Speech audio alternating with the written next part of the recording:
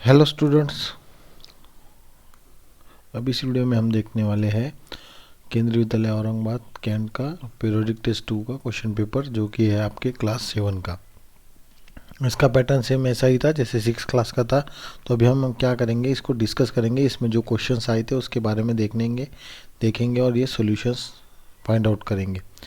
तो यहाँ पर जनरल इंस्ट्रक्शन आपको सेम दी गई थी। कैसा पैटर्न था? क्वेश्चन सेक्शन ए में 8 क्वेश्चंस थे, सेक्शन बी में 4 क्वेश्चंस, सेक्शन सी में 4 क्वेश्चंस और सेक्शन डी में 3 क्वेश्चंस। तो चलिए अब बढ़ते हैं सेक्शन ए के तरफ। सेक्शन ए में आपको एमसीक्यू दिए गए थे।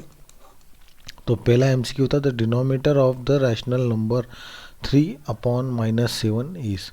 तो 3/-7, तो देखो ये है न्यूमरेटर और ये है डिनोमिनेटर। तो यहाँ पर आपका डिनोमिनेटर क्या है? -7। तो ये है आपका आंसर। अब कुछ बच्चों का ऐसा कहना था, सर हम नॉर्मली न्यूमरेटर जो है उस माइनस साइन उसके साथ लिखते हैं, तो ये -3/7 हो जाएगा। अगर आप इसको सिंप्लीफाई करते हैं तो ये ऊपर जाएगा माइनस साइन, वरना अगर आप सिर्फ इसको ऐसे ही देख रहे हैं तो आपका आंसर आएगा -7। ओके। Area of parallelogram. अब एरिया ऑफ पैरेललोग्राम आपको पता है क्या होता है? Base into height. पैरेललोग्राम कुछ इस तरीके से होता है। ये है उसकी हाइट और इसको कहते हैं हम बेस, और ये है हाइट। ठीक है, इसका एरिया का फॉर्मूला है बेस इंटू हाइट। अब देखते हैं the area of circle of diameter D is. अब ये क्वेश्चन बहुत बच्चों को नहीं समझा है, तो हम इसको सबसे पहले समझते हैं। अब नॉर्मली हमारा एरिया का फॉर्मूला क्या है? πr²। ठीक है, ये फॉर्मूला हमें इन टर्म्स ऑफ आर है। आर मीन्स रेडियस, पर हमें उन्होंने क्या कहा? Diameter D. अब यहाँ पर उन्होंने रेडियस दी है क्या? हमें नहीं, हर जगह डी दिख रहा है देखो।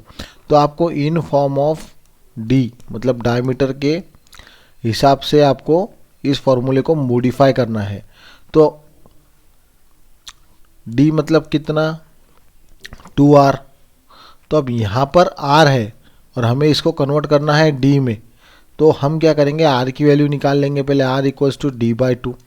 अब मैं क्या करूँगा? इस वैल्यू को इस फॉर्मूला में रखूँगा। a equals to pi into d/2। अब यहाँ पर ये d² नहीं होगा बेटा, इसको पूरा ब्रैकेट का स्क्वायर होगा, क्योंकि हम r के जगह पर d/2 रख रहे हैं और r का स्क्वायर है यहाँ पर। ठीक है, तो ये d/2 हो गया इसका होल स्क्वायर। तो a क्या आ जाएगा फिर? पाई d का स्क्वायर, d² अपॉन 4। 2 का स्क्वायर क्या है? 4। तो यहाँ पर आपका कौन सा ऑप्शन करेक्ट है इसमें से? πd² नहीं, 2πd² नहीं, 1/4। तो देखो अगर ये मैं कांस्टेंट को बाहर ले लेता हूँ तो 1/4 πd² ये आ गया। ये है मेरा फॉर्मूला और ये है मेरा करेक्ट ऑप्शन सी। ठीक है, the standard form of 36/-24 is. अब यहाँ पर स्टैंडर्ड फॉर्म आपको बताना है। स्टैंडर्ड फॉर्म क्या होता है कि सिंपलेस्ट फॉर्म। अब आपको पहले पता करना होगा कि ये न्यूमरेटर है और ये डिनोमिनेटर है, तो इसमें कॉमन डिवाइज़र कौन सा है दोनों का। तो आप आसानी से बता सकते हैं। ये 24 है, ये 36 है, दोनों भी 12 से डिवाइड होते हैं। ठीक है, ये लिख लो। ये लिख लिया होगा तो मैं इसको रफ कर देता हूँ, नहीं लिखा होगा तो आप आराम से वीडियो को पीछे लेकर इसको देख सकते हैं। ठीक है, इसको हम सॉल्व कर लेते हैं। अब 36/-24 equals to 36 divided by 12 upon -24 divided by 12। क्या आ जाएगा? 36 डिवाइडेड बाई 12 3/-2। पर ये आपका फाइनल आंसर नहीं है। इसको हम लिखते कैसे हैं? हमेशा न्यूमरेटर में हम निगेटिव साइन लगाते हैं, -3/2। तो आपका करेक्ट आंसर है ये C. Okay, which of the following pairs of terms is a pair of like terms. ठीक है, तो देखो यहाँ पर दोनों भी कांस्टेंट है, मतलब ऐड सब्ट्रैक्ट हो सकते हैं। तो ये लाइक टर्म्स हो गए। अब फिर भी हम आगे के टर्म्स देख लेते हैं। यहाँ पर y है, यहाँ पर फैक्टर सिर्फ y है और उसके साथ है -xy। तो यहाँ पर वेरिएबल के 2 फैक्टर x और y, तो ये लाइक टर्म्स है क्या? नहीं। यहाँ पर देखो, यहाँ पर है z² और यहाँ पर है z। तो z तो है दोनों तरफ, पर यहाँ पर z के 2 फैक्टर्स है, z इंटू z है, तो ये भी नहीं। यहाँ पर भी सेम है, एक वेरिएबल है कांस्टेंट है, तो ये तो लाइक टर्म्स हो ही नहीं सकते। हाँ, अब 6 वाले की तरफ बढ़ते हैं। What is the coefficient of y square in the expression. अब यहाँ पर अगर हम देखते हैं तो ये वाली टर्म में वाई स्क्वायर है क्या, नहीं, तो इसको निगलेक्ट कर दो, इसको देखने की ज़रूरत नहीं। इस वाले टर्म में वाई स्क्वायर है क्या, है, तो इसका कोएफिशिएंट क्या है फिर वाई स्क्वायर का -10x। देखो यहाँ पर हमें सिर्फ वाई स्क्वायर का कोएफिशिएंट पूछा है तो हम x को भी काउंट करेंगे। फिर उसके बाद क्या बोला है, -5y²। अब यहाँ पर क्या है, वाई स्क्वायर का और कोएफिशिएंट -5। ठीक है, ऐसे दो कोएफिशिएंट हमें मिल गए, पर इसमें है क्या दोनों भी कोएफिशिएंट, नहीं। यहाँ पर 5 पॉजिटिव है, ठीक है, यहाँ पर सिर्फ 5 है और यहाँ पर सिर्फ -10x है। तो ये हम इसको ऑप्शन क्या करेंगे, नन ऑफ दिस, क्योंकि देखो ये दोनों भी कोएफिशिएंट है। ये यहाँ पर -5 रहने से हम ये ऑप्शन चूज नहीं कर सकते, तो डी वाला आया नन ऑफ दिस। अब 7th वाले की तरफ बढ़ते हैं। Which is greater in the following, -5/4 और -4/3। तो कौन सा बड़ा है, तो हम देखते हैं पहले कि आप देख रहे हो कि यहाँ पर 4 पार्ट्स है, यहाँ 3 पार्ट्स है, हम इसको कंपेयर नहीं कर सकते, ठीक है। पर यहाँ पर ज़्यादा पार्ट्स किए गए हैं और यहाँ पर कम पार्ट्स किए गए हैं, तो ऑब्वियसली अगर हम ये पार्ट्स काउंट करेंगे तो ये बड़ा ही आएगा। तो यहाँ पर -4/3 बड़ा आएगा। आप इसको एलसीएम निकाल कर सॉल्व करके देख सकते हो। ये है विच इज़ ग्रेटर बोला है, तो -4/3 सॉरी 4/3 बड़ा हो जाएगा, 5/4 छोटा होगा, तो 4/3 आगे आएगा, लेफ्ट में इधर आएगा, और ये -5/4 ये जो है ये छोटा, ये बड़ा हो जाएगा। इसको हम सॉल्व करके देख लेते हैं। हाँ, हम इस क्वेश्चन को एक बार देख लेते हैं, इसको कैसे करना है। इधर देखो, ये हमारी नंबर लाइन है, ठीक है। अब अगर हम देखें कि 4/3 और -5/4 में बड़ा कौन सा है, तो 4/3 है, तो हमारा 5/4 पहले आएगा, फिर 4/3 आएगा, ठीक है। तो ऐसे ही 0 से अगर हम इस लेफ्ट साइड में जाते हैं तो ये -5/4 पहले आएगा, फिर लेफ्ट साइड में -4/3 आएगा, तो बड़ा कौन सा हो गया, ये हो गया -5/4। ये है आपका करेक्ट आंसर, क्योंकि इन दोनों में से ही आपको ऑप्शन चूज़ करना है। एक्चुअली ये ऑप्शंस आपको कन्फ्यूजन के लिए दिए गए हैं बाकी के, ठीक है। फिर भी हम इसको सॉल्व करके देखना चाहो तो आप करके देख सकते हैं। -5/4 -4/3, अगर हम इसका एलसीएम निकालें तो क्या आएगा, 12 आएगा। डिनोमीटर्स का, दोनों डिनोमीटर्स हमें क्या चाहिए, इक्वल चाहिए, तो इसको 3 से मल्टीप्लाई कर देते हैं। -15/12, इसको 4 से मल्टीप्लाई कर देते हैं, -16/12। तो देखो -15/12 बड़ा आ जाएगा, तो सही आंसर हुआ ये आपका ए वाला। The value of the expression a + 2b for a = 1 b = 2। तो ये इस क्वेश्चन में हमें क्या करना है, सिर्फ वैल्यूज पुट करनी है। पहले मैं लिख लूँगा a + 2b, अब मैं सिर्फ वैल्यू रख दूंगा, बाकी कुछ भी नहीं करना। जैसे अगर आपकी सीट पर कोई बच्चा बैठता है तो आप क्या करते हो, उसे उठा देते हो कि कहते हैं ये मेरी सीट है, आप आपकी जगह पर जाकर बैठो। तो ठीक वैसे ही आपको बस क्या करना है, a को उठा देना है। a आपकी वैल्यू है 1, तो यहाँ पर रख दो 1, प्लस एज इट इज़ 2 भी है, तो 2 × 2 क्या आया, 1 + 4 = 5। This is your correct answer, that is D. Draw number line and represent the following rational numbers on it. तो देखते हैं कौन कौन से रैशनल नंबर हमें रिप्रेजेंट करने हैं यहाँ पर। -5/8, 2/8, -3/8 एंड +3/8। तो अब यहाँ पर आपको एक अच्छी बात है कि डिनोमीटर में 8 है, मतलब आपको 0 से लेके 1 तक क्या करने हैं, 8 पार्ट्स करने हैं। यहाँ पर निगेटिव नंबर्स भी है, तो क्या कोई एक डिनोमीटर ऐसा है जो न्यूमरेटर से छोटा है, नहीं, सारे न्यूमरेटर यहाँ पर छोटे हैं और डिनोमीटर बड़े हैं। तो आपके जो नंबर वेरी कर रहे हैं निगेटिव नंबर्स, ये 0 और -1 के बीच वेरी करेंगे, और पॉजिटिव नंबर 0 और 1 के बीच वेरी करेंगे, क्योंकि यहाँ पर सारे न्यूमरेटर डिनोमीटर से छोटे हैं।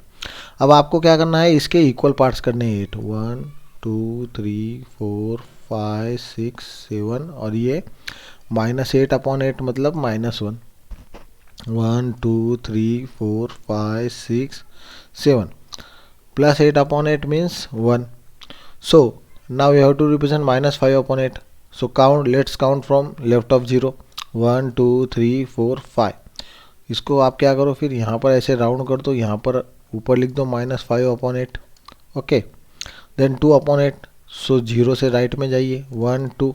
सेकंड नंबर हम यहाँ पर लिख देंगे 2/8. Then -3/8 1 2 3. This is your -3/8. then 3/8 count from 0 1 2 3. This is your 3/8. अब देखो यहाँ पर 2/8 के बाद 3/8 ही आ रहा है, मतलब हम करेक्ट लिखा है हमने. ठीक है, समझ रहा है आपको? नहीं समझा तो आप फिर से देखो. यहाँ पर हमें जो रैशनल नंबर दिया है वो 3/8 है, यहाँ -3/8 है, यहाँ 2/8 है, यहाँ -5/8 है. हमें क्या करना है फिर, पहले न्यूमरेटर और डिनोमिनेटर का चेक करना है कि न्यूमरेटर छोटा है और डिनोमिनेटर बड़ा है तो ये 0 1 के बीच में आएगा, और अगर नेगेटिव नंबर है तो 0 और -1 के बीच आएगा. मतलब हमें ज़्यादा मेहनत करने की ज़रूरत नहीं. फिर जितना डिनोमिनेटर है उतने पार्ट्स करो 0 और 1 से लेकर और 0 और -1 तक. ठीक है, अब अगला क्वेश्चन देखते हैं. Classify following into monomial, binomial and trinomial. बहुत इजी है ये तो. Monomials, binomials and trinomials. ठीक है, तो पहला ए 3x - 2. तो यहाँ पर क्या है, दो टर्म है, तो ये कौन से इसमें चला गया, 3x - 2 चला गया बाइनोमियल में. Then x² + xy - 7. Here there are 3 terms, so this one is trinomial. Okay, then 36 तो कांस्टेंट है, पर मोनोमियल में तो आएगा कांस्टेंट होने के बाद एक ही टर्म है ना, पर वो 3ab² - 2b. अब यहाँ पर दो ही टर्म है तो ये चला गया आपके बाइनोमियल में. ओके, नेक्स्ट क्वेश्चन देखते हैं. Divide -8/13 bye 3 - 26. ओके, अब आपने ये लिख लिया है तो मैं इसको रफ कर देता हूँ, मतलब मुझे सॉल्व करने के लिए थोड़ी सी जगह मिल जाएगी. अगर वीडियो समझ आ रहा है तो अच्छी बात है, नहीं समझ रहा तो आप थोड़ा सा उसको पॉज करके एक एक क्वेश्चन धीरे धीरे देखिए. ठीक है, अब डिवाइड -8/13 बाय 3 अपॉन -26. तो देखो यहाँ पर दोनों निगेटिव नंबर है, पहले क्या चेक करना है, निगेटिव नंबर है तो इसका जो रिजल्ट आएगा वो पॉजिटिव आएगा. तो मैं इसको इस तरीके से लिख लेता हूँ, -8/13 डिवाइडेड बाय 3 अपॉन -26. अब हमारा सीधा सीधा नियम है, हमें अच्छे से पता है कि हम इसको डायरेक्ट डिवाइड नहीं कर सकते, तो हम इसका रेसिप्रोकल लेंगे. पर रेसिप्रोकल हमेशा सेकंड टर्म का ही लेना है, फर्स्ट टर्म का नहीं. सेकंड टर्म जो कुछ भी होगा आपका, उसका आपको रेसिप्रोकल लेना है. तो हम इसको डिवाइड कर लेते हैं, सॉरी मल्टीप्लाई कर लेते हैं अब इनटू -26/3. तो 13 से अगर हम इसको डिवाइड करते हैं 26 को तो क्या आएगा, -2 आ जाएगा. -8 इंटू -2 16. 3 से हम 16 को डिवाइड नहीं कर सकते, इसलिए उस 3 को एज इट इज़ लिख देंगे. तो आपका आंसर आया +16/3. ओके, यहाँ पर प्लस लिखने की आपको ज़रूरत नहीं है. 12th क्वेश्चन देखते हैं. 12th क्वेश्चन भी बहुत इजी है, आप पढ़िए उसको, मैं भी पढ़ता हूँ. चलिए. Find the altitude of a triangle whose area is 42 centimetre square and base is 12 centimetre. क्या कहा है, एल्टीट्यूड ऑफ अ ट्राइंगल. तो एल्टीट्यूड किसको कहते हैं बेटा, मैं पहले यहाँ पर आपको एल्टीट्यूड बता देता हूँ. अगर पता है तो अच्छी बात है, नहीं है समझ आया तो ये जो किसी भी वर्टेक्स से उसके अपोजिट साइड पर परपेंडिकुलर ड्रॉ करते हैं, इसको हम एल्टीट्यूड कहते हैं. तो ये आपकी क्या है, हाइट भी होती है. ठीक है, ट्राइंगल की. Whose area is 42 centimetre square. तो इसका एरिया कितना है ट्राइंगल का, 42 सेंटीमीटर स्क्वायर. ठीक है, और बेस दिया है हमें 12 सेंटीमीटर. तो एरिया है, बेस है और हाइट नहीं है, तो आप फार्मूला से निकाल सकते हो. कैसे देखते हैं, देखिए.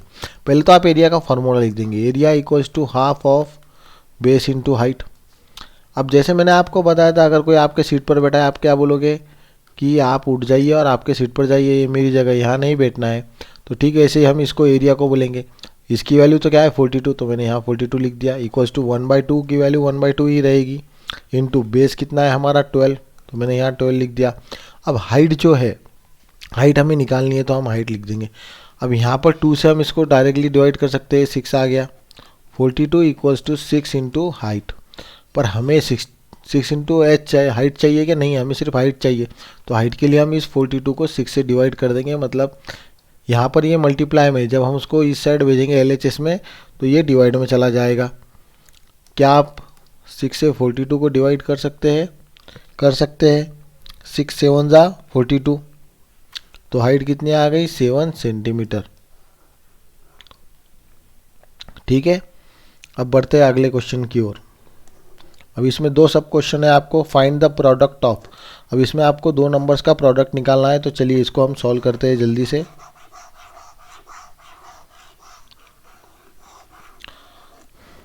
बहुत सिंपल है। पहले देखते हैं, थोड़ा पेन कलर चेंज कर लेंगे हम। हाँ, पहला वाला है -8/7 इंटू 14/5। ये वाला हम सॉल्व करेंगे, -8/7 इंटू 14/5। अब इसको आप डायरेक्टली क्या करना है, सिर्फ आपको मल्टीप्लाई करना है, और डिवाइड कुछ हो सकता है तो उसको डिवाइड कर देना है। तो हम देखते हैं यहाँ पर -8 को हम 7 से डिवाइड नहीं कर सकते, पर ये -8 और 14 आपस में मल्टीप्लाई में है, तो 7 14 के भी डिवाइड में है, और ये 5 इस -8 के भी डिवाइड में है।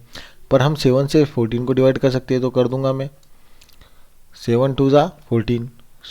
नेक्स्ट क्या आई स्टेप मेरी, -8 इंटू 2/5। तो हमें मिल गया -8 into 2 means -16/5। This is the answer of A. ठीक है, अब हम देखते हैं सेकंड बी, -22/9 इंटू -51/-88।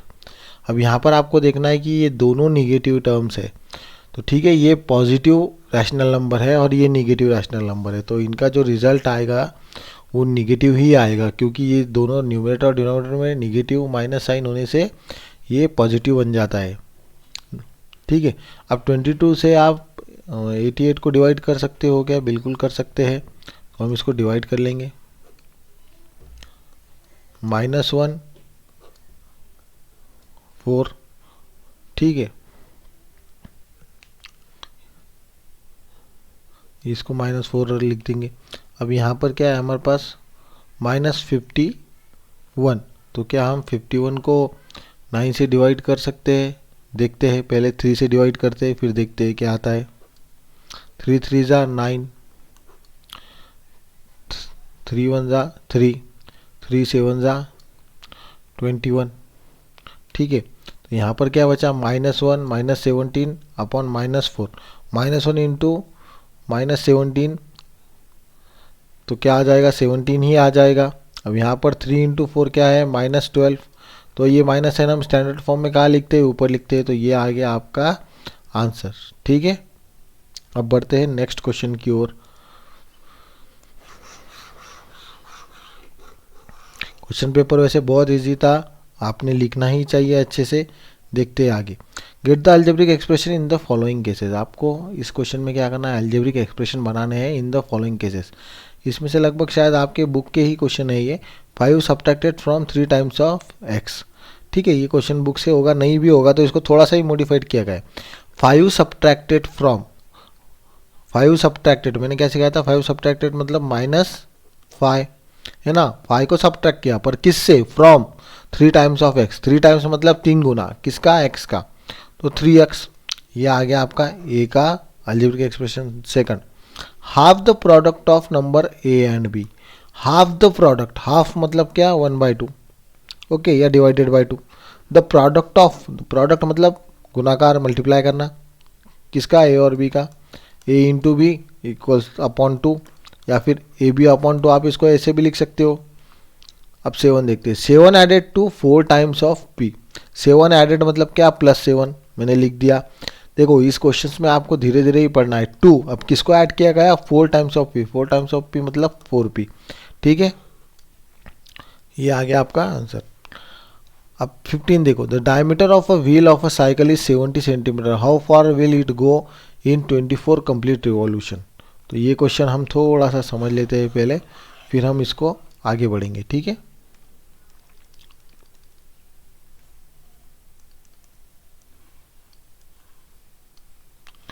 अब इस क्वेश्चन को समझने के लिए मैं आपको पहले तो बताता हूँ कि मान लेते हैं ये क्या है, हमारा एक रोड है, ठीक है। ये इस तरीके से अगर हम मान लेते हैं कोई रोड है और इस पर एक क्या है, व्हील है। इस व्हील का डायमीटर कितना है, 70 सेंटीमीटर। तो आपने कभी गाड़ी चलाई होगी, है ना, आपके पापा के पास या मम्मी के पास या किसी के पास गाड़ी होगी, अगर टू व्हीलर है तो क्या करते हैं हम इसको, इस तरीके से हमारी टू व्हीलर होती है, ठीक है। मेरी ड्राइंग इतनी अच्छी नहीं है, आप बस समझ लो। इस तरीके से हमारी क्या होती है, टू व्हीलर होती है। तो टू व्हीलर में जब हम देखते हैं तो आरपीएम होता है। आरपीएम क्या होता है, रोटेशन पर मिनट, या फिर आप इसको समझने के लिए राउंड्स समझ सकते हो, रोटेशन पर मिनट। मतलब 1 मिनट में आपका ये टायर कितना घूमता है उसके हिसाब से ये आपको आरपीएम बताता है। और किलोमीटर का जो आप मीटर देखते हो कि ये मीटर किलोमीटर ये आगे बढ़ते जाते हैं, कैसे बढ़ते हैं, ये आपके टायर की रोटेशन काउंट करते हैं। जैसे यहाँ से टायर घूमकर वापस यहाँ पर आ गया, आपने क्या किया, टायर पर एक मार्क किया रेड पेन से ऐसे या मार्कर से, और एक चक्कर लगाया, तो टायर घूम के यहाँ आया, तो उसने कितना डिस्टेंस कवर किया, जितना इसका पेरीमीटर है उतना डिस्टेंस कवर किया। तो ऐसे में अब आपको उन्होंने डायमीटर दिया 70 सेंटीमीटर, तो आपको पहले पेरीमीटर निकालना है और फिर पता करना है कि 24 टाइम्स अगर टायर घूमता है तो वो कितना डिस्टेंस कवर करता है, ठीक है, समझ गए। चलिए अब निकालते हैं। तो हमारे पास पेरीमीटर का फॉर्मूला है, क्या फॉर्मूला है वो, पेरीमीटर इक्वल्स टू, अब देखो यहाँ पर हमें क्या दिया है, डायमीटर दिया है, तो हम डायमीटर का ही फॉर्मूला लेंगे, रेडियस क्यों निकालना, पाई डी। ये हमारा क्या है, पेरीमीटर का फॉर्मूला। पाई की वैल्यू 22/7 इंटू डी कितना है, 70। 7 से इसको डायरेक्टली डिवाइड हो सकता है, तो डिवाइड कर दिया, 7 10 जा 70, 22 into 10 means 220 centimetre. How far will it go in 24 complete revolution. तो ऐसे 24 कंप्लीट रेवोल्यूशन करने के बाद वो कितने दूर जाएगा। तो सिंपल है, हम क्या करेंगे, डिस्टेंस कवर्ड मतलब distance covered equals to 24 into perimeter, क्या कर देंगे, 24 इंटू पेरीमीटर कर देंगे। तो 24, एक मिनट इसको थोड़ा सा रफ कर देता हूँ यहाँ पे जिससे आपको समझे, 24 इंटू 22, ठीक है। यहाँ पर ये गलती से लाइन आई है, ये कट नहीं किया गया, ठीक है। 24 इंटू पेरीमीटर 24 इंटू 22। तो अब हम क्या करते हैं, इसको मल्टीप्लाई कर देते हैं, 22 इंटू 4 88, 8 यहाँ नीचे लिख दिया, 8 बचे हुए 8 को कैरी कर लिया, 22 इंटू 2 44, 44 में अगर हम 8 ऐड करते हैं तो क्या आएगा, 52, ओके। तो 52, अब पर ये पूरा आंसर नहीं हुआ मेरा, मैंने यूनिट नहीं लगाया, कितना, सेंटीमीटर, ठीक है। आप कुछ बच्चे इसको मीटर में भी कर सकते हैं, 5.28 मीटर, तो भी दिक्कत नहीं, समझ गए। चलिए अब अगला क्वेश्चन देखते हैं। नहीं समझा तो इसको फिर से देखो, हमने क्या किया, एक सर्कल का पेरीमीटर निकाला, मतलब उस टायर का पेरीमीटर, ये टायर जितना घूमेगा तो उतना ही डिस्टेंस कवर करेगा उसके पेरीमीटर के हिसाब से, ठीक है। अब अगला देखते हैं 16th क्वेश्चन।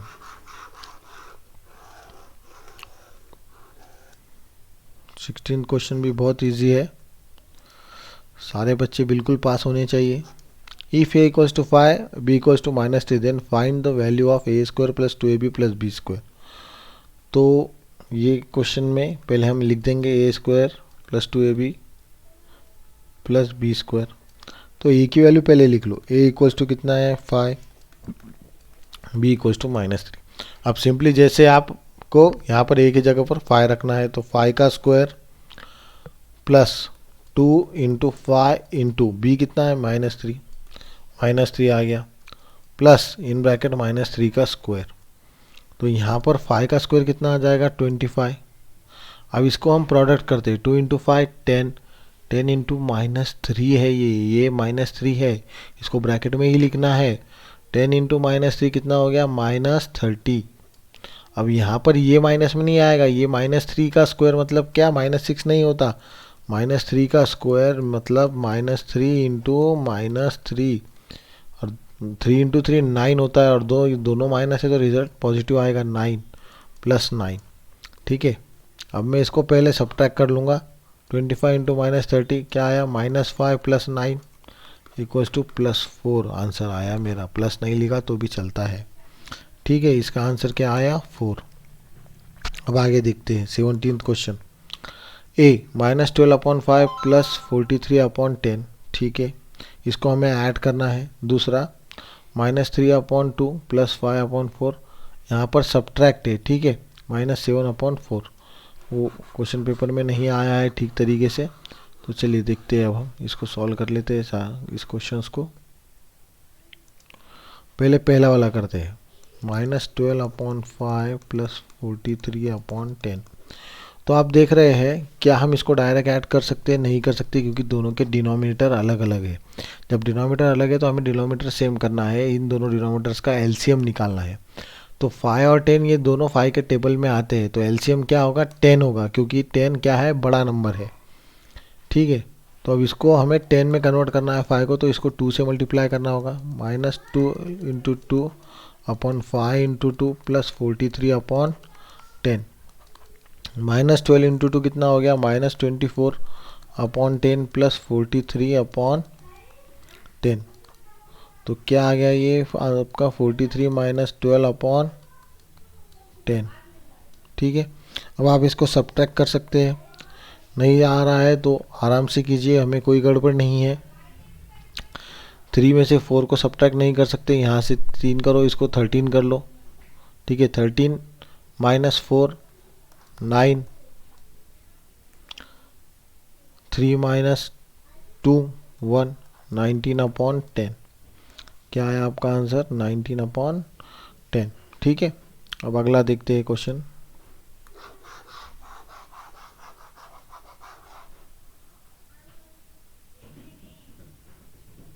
सॉरी, 1 मिनट गड़बड़ हो गई, वही मैं बोल रहा हूँ, कुछ गड़बड़ हो गई है। ये क्वेश्चन बेटा फिर से देखो, गलत हो गया, मैंने मल्टीप्लाई में वहाँ 8 लिखा था पर गलती से एज्यूम कुछ और कर लिया।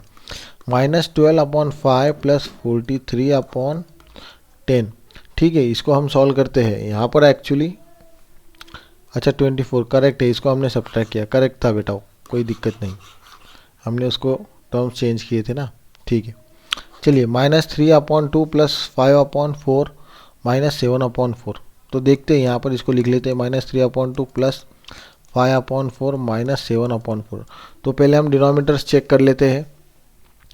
ये दोनों डिनोमिनेटर इक्वल है, ये 2 है, 4 जो है वो 2 के टेबल में आता है। पर हम पहले क्या करते हैं, इन दोनों टर्म्स का एडिशन सब्ट्रैक्शन कर लेते हैं, क्योंकि ये सेम ही है। Equals to -3/2 + 5 - 7/4।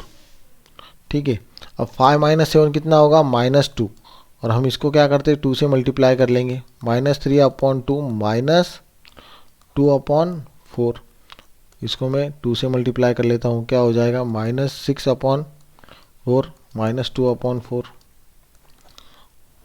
-6 - 2/4, -6 और -2 दोनों भी निगेटिव नंबर है, तो क्या होगा, एडिशन होगा और साइन माइनस का आएगा, -8/4। अब 4 से हम 8 को डिवाइड कर सकते हैं, तो कर देंगे, ये हो जाएगा -2। तो आपका आंसर आया -2, समझ गए, इसका आंसर आता है आपका -2। ठीक है, चलिए अब देखते हैं अगला क्वेश्चन।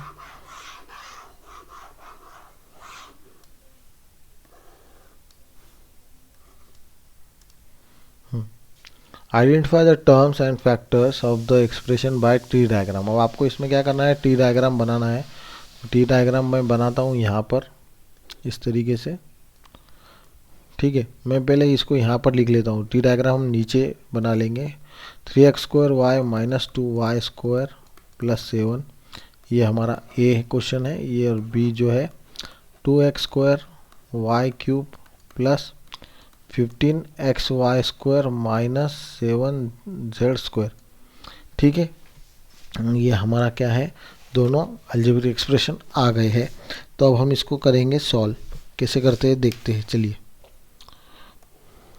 अब यहाँ पर हमारे पास जगह है नीचे बहुत, तो हम इसको यहाँ सॉल्व कर लेते हैं।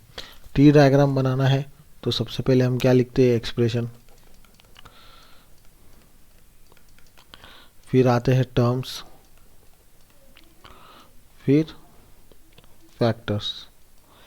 ठीक है, तो एक्सप्रेशन लिख लूँगा मैं 3x² y minus 2y² plus 7।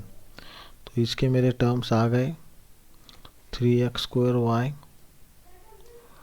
Minus 2y² 7। ये 7 का फैक्टर आ गया 7, इसके फैक्टर आ गए -2 y और y। अब ऐसा नहीं करना y² है तो 2y लिखोगे, ऐसा बिल्कुल नहीं होगा। y² मतलब 2 बार y लिखना है आपको। इसका आ गया 3, फिर x, फिर x, फिर y। ये क्या है, इसके फैक्टर्स है। अब दूसरा वाला सॉल्व करते हैं।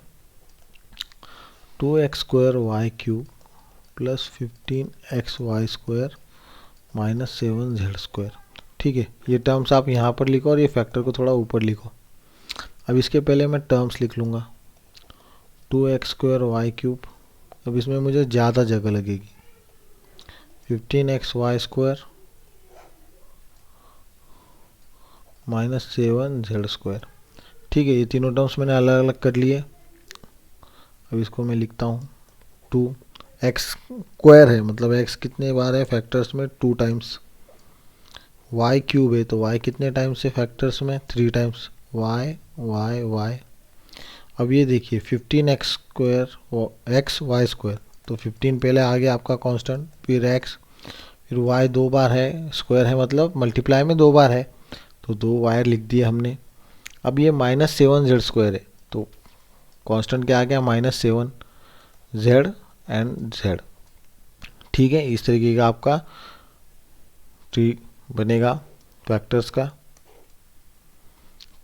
चलिए 19 क्वेश्चन देखते हैं। ये क्वेश्चन बहुत इजी है। People of Kejadi village take good care of plants, trees and animals. They say that plants and animals can survive without us but cannot survive without them. Inspired by her elders, Amita marked her plot of land, her pets, camel, ox and plants as shown in figure. तो आपको क्या किया गया है, एक गांव में लोग हैं वो सोचते हैं कि एनिमल्स की हमें केयर करनी चाहिए, क्योंकि एनिमल्स हमारे बिना रह सकते हैं पर हम एनिमल्स के बिना नहीं रह सकते। तो यहाँ पर उसने क्या किया, कैमल के लिए, ऑक्स के लिए कितना एरिया और प्लांट्स कितने एरिया में है ये आपको दिया गया है। अब आपको इसके ऊपर से कुछ आंसर देने हैं। Who gauge more area, camel और ऑक्स।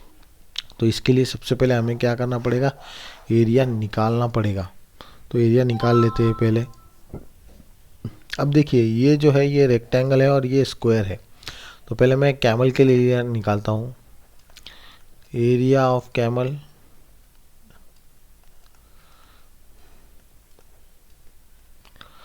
एरिया, या फिर एरिया ऑक्यूपाइड बाय कर सकते हैं हम, ऑक्यूपाइड बाय कैमल। ठीक है, कितना है, देखो ये रेक्टेंगल है, रेक्टेंगल का फॉर्मूला क्या है, L into b, length into breadth, 5 इंटू 3 दैट इज 15 मीटर स्क्वायर। अब हम निकालते हैं ऑक्स के लिए। तो ऑक्स के लिए एरिया निकालेंगे तो ये डी है बेटा, क्या है ये, डी है 2.8 मीटर। तो इसको हम आर में कन्वर्ट करेंगे 1.4 मीटर। एरिया क्या, फॉर्मूला क्या आ जाएगा फिर, pi r square equals to 22/7 into 1/4 into 1.4। अगर हम इस 7 से इस 1.4 को डिवाइड करते हैं तो 0.2 आता है। ठीक है, अब इस 0.2 से हम क्या करेंगे, इस 22 को मल्टीप्लाई कर देंगे तो 44 आ जाएगा। पर यहाँ पर डेसिमल है 1 प्लेस के बाद, तो यहाँ पर भी डेसिमल भूलना नहीं, इंटू 1.4। ठीक है, अब आप क्या कर सकते हो, इसको यहाँ पर मल्टीप्लाई कर सकते हो, देख सकते हो कि क्या आता है इसका आंसर। ठीक है, चलो इसको मल्टीप्लाई करो जल्दी से, फास्ट मल्टीप्लाई करना है।